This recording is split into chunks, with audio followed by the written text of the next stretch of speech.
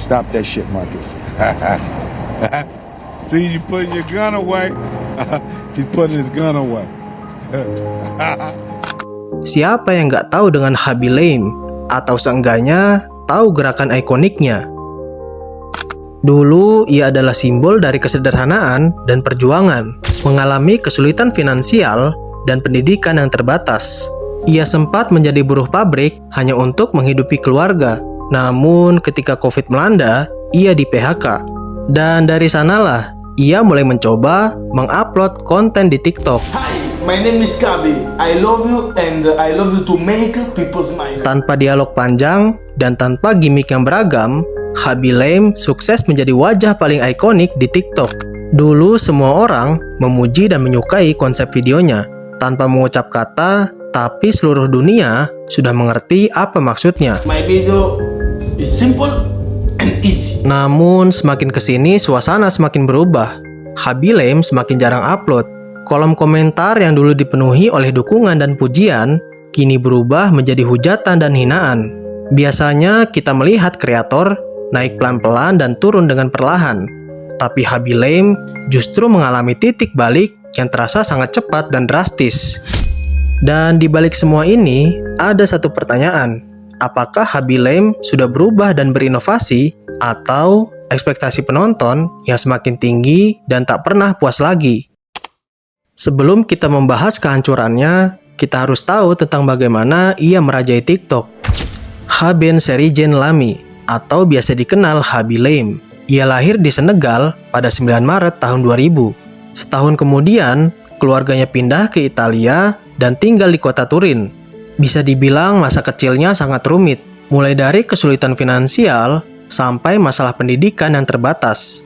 Setelah lulus, ia langsung bekerja sebagai buruh pabrik untuk membantu ekonomi keluarga. Namun, ketika pandemi COVID melanda, ia di PHK pada Maret 2020. Dan dari keadaan inilah, ia mulai mengupload konten di TikTok. Pada awalnya, konten Khaby Lame hanya berisi sketsa komedi singkat. Dan dari konten ini, di bulan pertama, ia berhasil mendapat 4.000 follower. Khaby mulai bereksperimen dengan membuat konten tanpa dialog, agar mudah dipahami oleh banyak audiens. Hal itu terbukti pada April 2021. Ia membuat video yang bereaksi terhadap sebuah life hacks.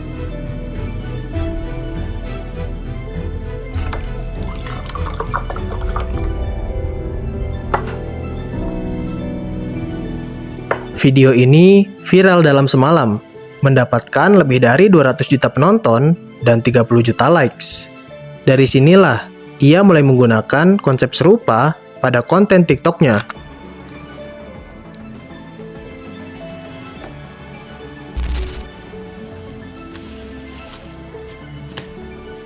Tapi kalau kita lihat perjalanan Khaby Lame, sebenarnya tanda-tanda penurunannya sudah mulai terlihat dari satu fitur yang paling jujur, yaitu kolom komentar.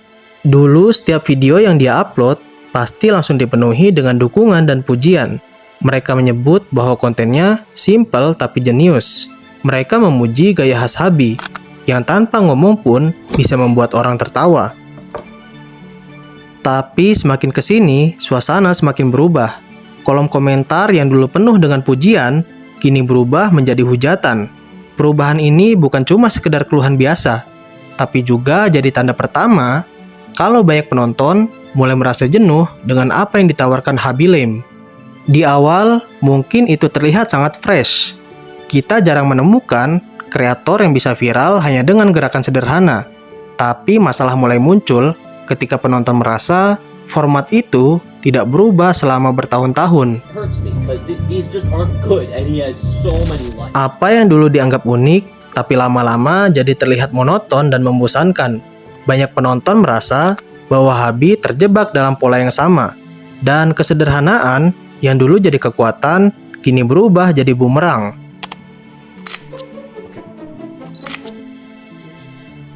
Lalu muncul lagi isu ketika ia dianggap melakukan body shaming terhadap seorang wanita, dan klip itu langsung menyebar cepat di media sosial.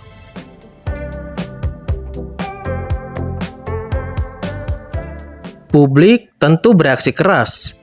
Komentar negatif mulai bermunculan. Banyak yang bilang kalau Habib harusnya lebih berhati-hati, apalagi dia punya pengaruh besar dan videonya ditonton oleh jutaan orang. Hal ini bikin kepercayaan penonton turun drastis, karena mereka merasa Habib yang dulu dikenal lucu dan humble, tiba-tiba menjadi seperti orang yang kurang peka dan gak tahu mana hal yang seharusnya ia hindari. Ketika kritik semakin besar, Habib mencoba menenangkan situasi. Dia bilang supaya orang-orang fokus saja menyebarkan hal-hal positif dan tidak memperburuk keadaan dengan komentar yang negatif. Maksudnya mungkin baik, tapi banyak penonton merasa respon itu terlalu umum dan tidak menyentuh inti masalah.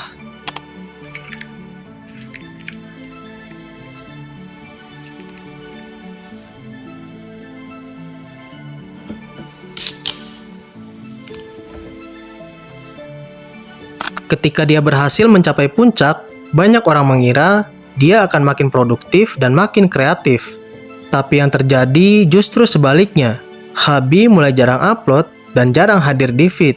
Penontonnya dan para fans mulai bertanya-tanya, kemana dia sebenarnya? Because he's basically done nothing since becoming #1. Like, he never even made a video celebrating or acknowledging that he was now the #1 most followed TikToker. And since becoming #1, he's posted once, maybe twice a week. Ternyata Habib lebih suka dan lebih mengejar proyek besar di luar TikTok, job iklan, kerjasama dengan brand internasional, sampai mimpinya masuk ke dunia film Hollywood. See, you putting your gun away. He's putting his gun away.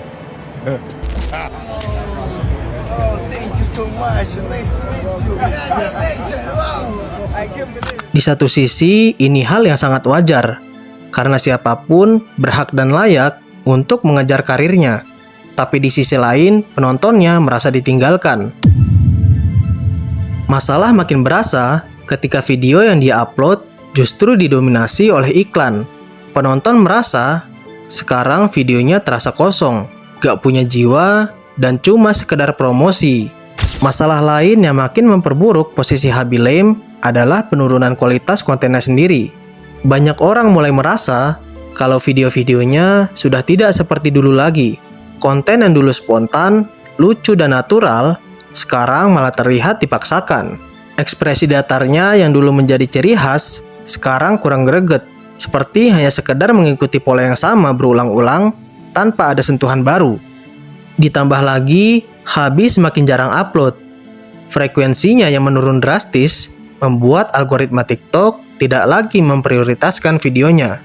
Alhasil, jangkauan videonya ikut turun dan kontennya semakin sulit muncul di beranda para pengguna.